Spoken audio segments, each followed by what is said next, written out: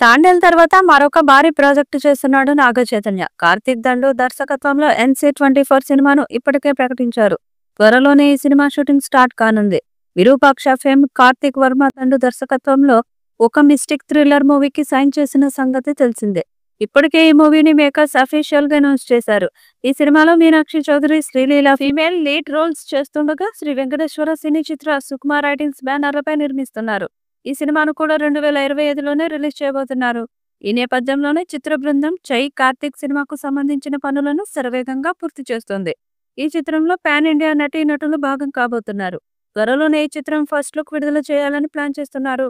తాజా సమాచారం ప్రకారం డైరెక్టర్ కార్తీక్ వర్మ దండు ఈ థ్రిల్లర్ లో మెయిన్ విలన్ కోసం వేటలో ఉన్నట్లు తెలుస్తుంది.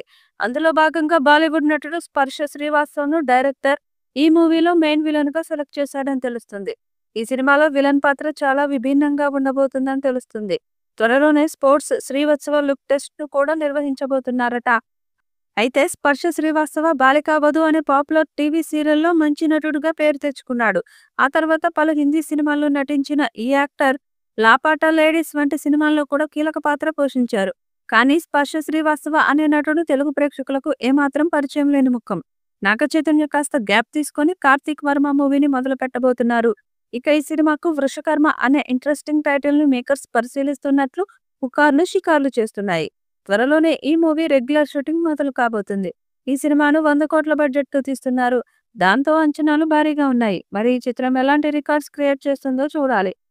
ఈ వీడియోపై మీ అభిప్రాయాన్ని కామెంట్ బాక్స్ లో తెలియజేయండి. ఈ వీడియో మీకు నచ్చితే లైక్ చేయండి, షేర్ చేయండి, కామెంట్ చేయండి. మరిన్ని అప్డేట్స్ కోసం మన ఛానల్ ని సబ్స్క్రైబ్ చేయండి. అలాగే పక్కనే ఉన్న గంట సింబల్ని గట్టిగా కొట్టండి.